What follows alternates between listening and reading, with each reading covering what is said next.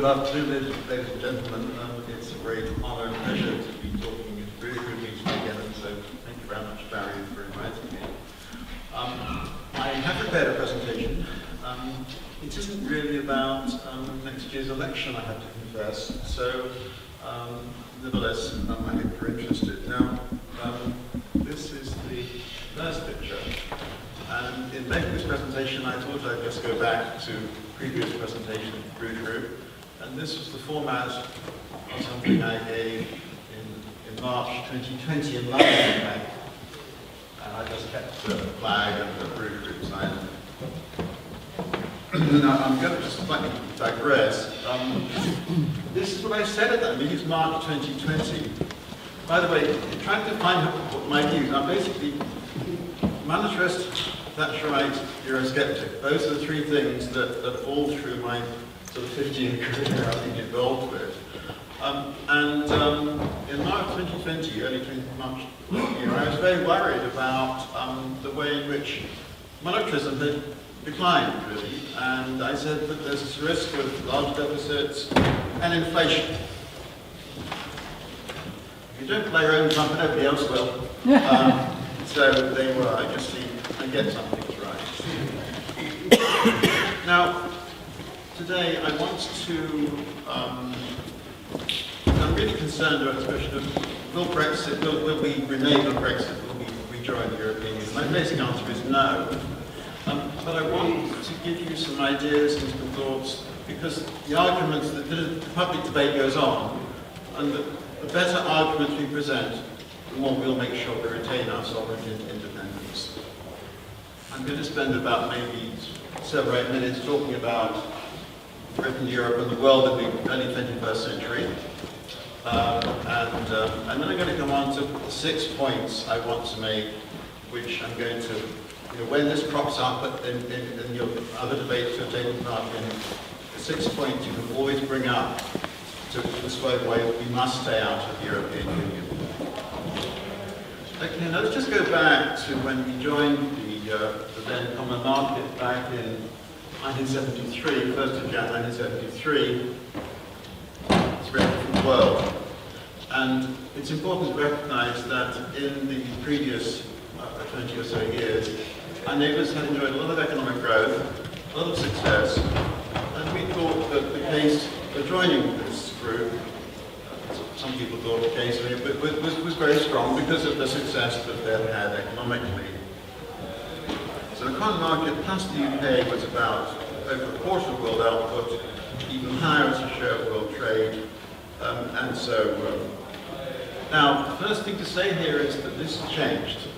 In the last 20, 30, 40 years, the EU has, the common market became the EU in 1993, and in the last 30 years since then, basically, the EU has been an economic failure. So the share of the EU world output is about 13–14%, and the rest of the world has had much faster growth than the European Union in that period. This is a chart which, this is the red line is the share of the EU in world output. You see it's falling sharply. And then there's this green line, which is CPTPP. It's also going down, I'm afraid, but that is this comprehensive and progressive Trans-Pacific Partnership. I hope they find some other phrase that's got a mouthful at the moment. This is what the grouping that we joined in July last year, that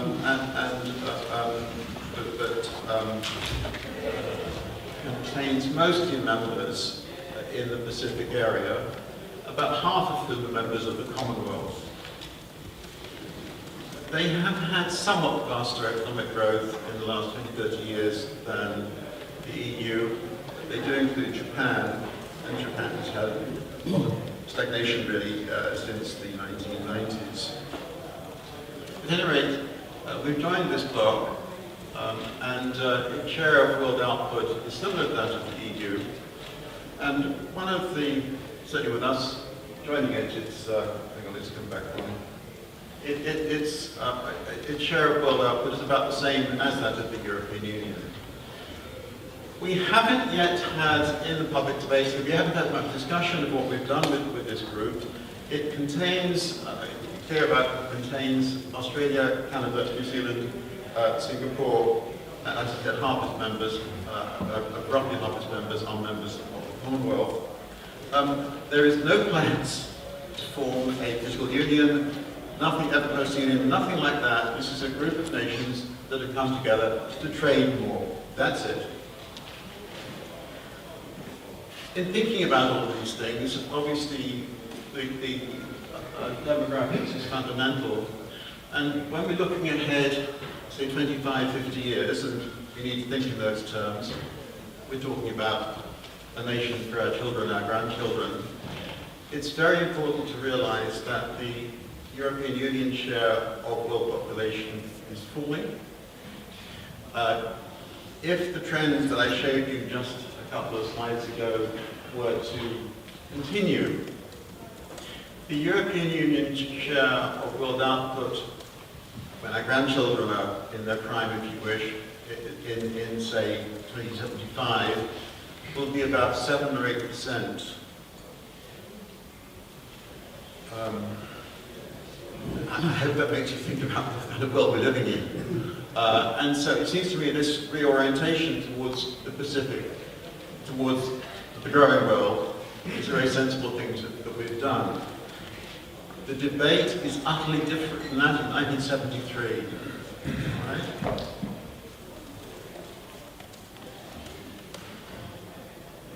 Okay, so the opposition to Brexit from the Treasury, for example, was very much about how it would mean we had less prospects for trade in the future, and this would mean slow growth of trade, slow growth of productivity, lower living standards, and so on.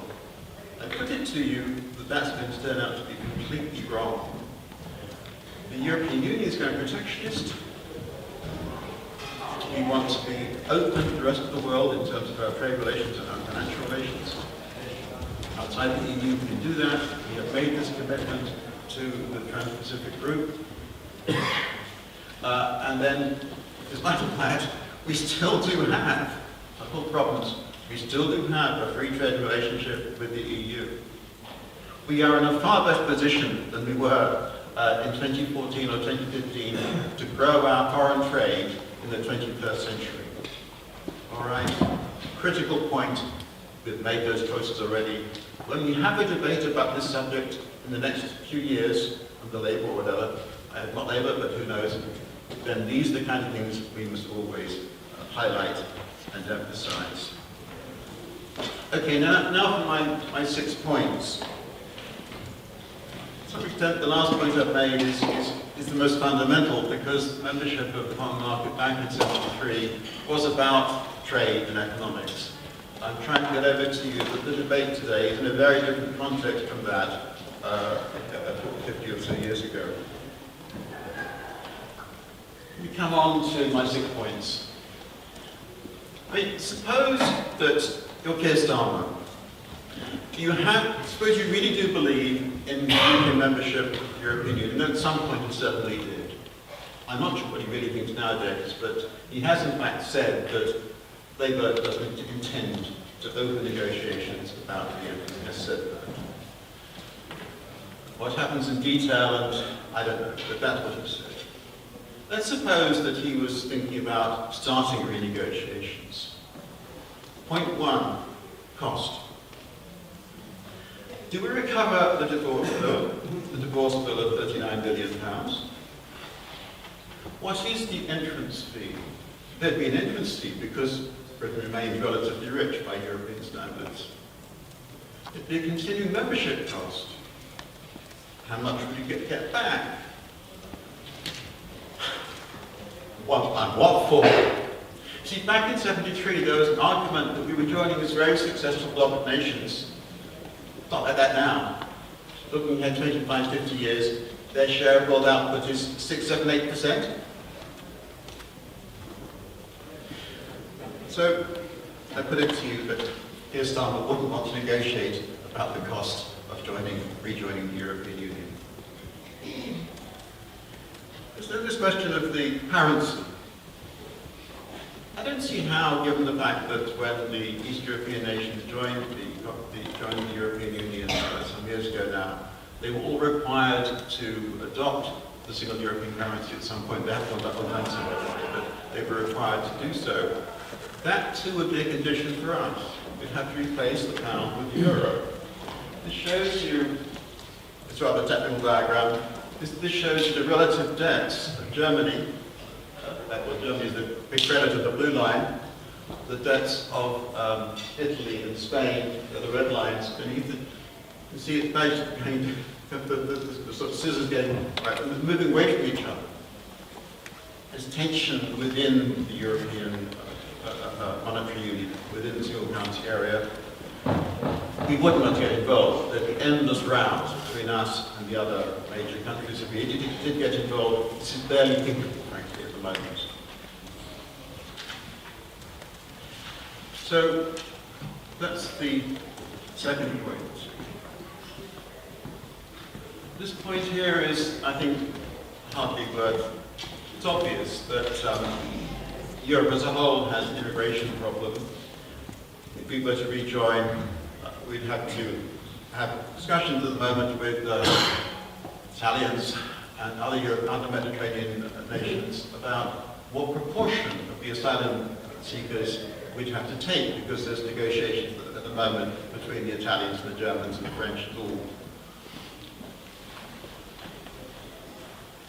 So we wouldn't have control of our borders. I know that high net immigration last year and this year, but we don't want that. There's then this question of the domestic labour market. Remember in the House, Poland for us have joined the European Union labour market. There's also Ukraine, as and when their ghastly war is over. So that's also something to bear in mind. I want now, coming towards the end of my presentation, if that's okay, Barry? That's fine, too. We need to think quite hard about who we are, what a nation is. A nation, of course, defends itself, so it has an army, a navy, and an air force. And let's just be clear what's going on in the European context. The European Union, all the other states, we're out now mostly, but the member states have made a commitment to common defence forces, common defence procurement, and common foreign policy, etc. What does that mean over 10, 20, 30 years for the continued existence of the British Army, the Royal Navy, the Royal Air Force, if we rejoin? Imagine asking that question of Keir Starmer at a public meeting. What do you intend to do about the Royal Navy and the Royal Air Force and continued existence if we rejoin the European Union? This is not secret, by the way, it's perfectly open about what's going on. We have these questions about our ultimate loyalties and identity. As Barry said, we are a nation which has a distinctive legal tradition, common law jurisdiction, very different from the European traditions. They vary between the different countries, but again, there's this attempt to harmonize legal systems on a very different basis from common law. So, what would happen for our family? And then I want to get to a really critical question, which is about intelligence services and to whom their loyalty really lies. I thought I'd do a bit of research on this, and I found this quote. It's very difficult to do, by the way, but since 2015, there's been, you can read this, there's been increased security cooperation between European Union member states, at an accelerated pace. The Union's foreign security and defence policies prospect increased cooperation and enhanced arms cooperation, creating international capacity to act. European Security Union. And now, ladies and gentlemen, listen to this, it's in red. In the shadow of these developments is the question of the extent to which European intelligence cooperation could also be promoted. In this particularly sensitive area, no steps towards integration that would attract public attention are to be expected. My word. So basically, they're going to get rid of the Royal Navy and the Air Force and the rest of it, and not tell us about it. That would be what would happen if you were inside the European Union. This is the so-called Money method. It's all done between experts in committees behind closed doors. So where was this from? That's where it's from. This is a German think tank. By the way, I've spoken at German think tank meetings. They're nice people. You know, I have German friends. They have a different history from us, all right? Different identity, different loyalty. And this was actually a dictum which it's subsidized by the German state. Okay, so my 6 points. There's the 6 points I just given you. I hope that you can, if these ideas crop up at some point in there's the cost. There's the trade relations, there's the we don't control our borders anymore,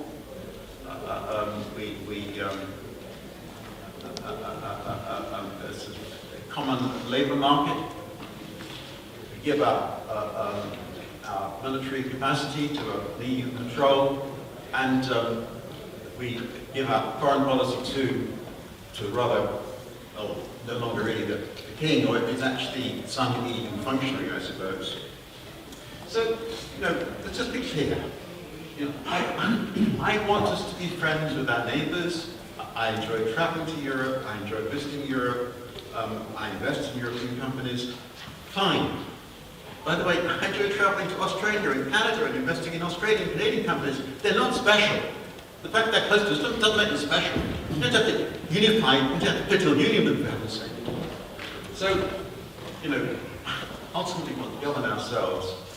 And so I hope today, ladies and gentlemen, I've given you some arguments to present to public debates in the next 2 years if there's any suggestion about rejoining the European Union. Thank you very much.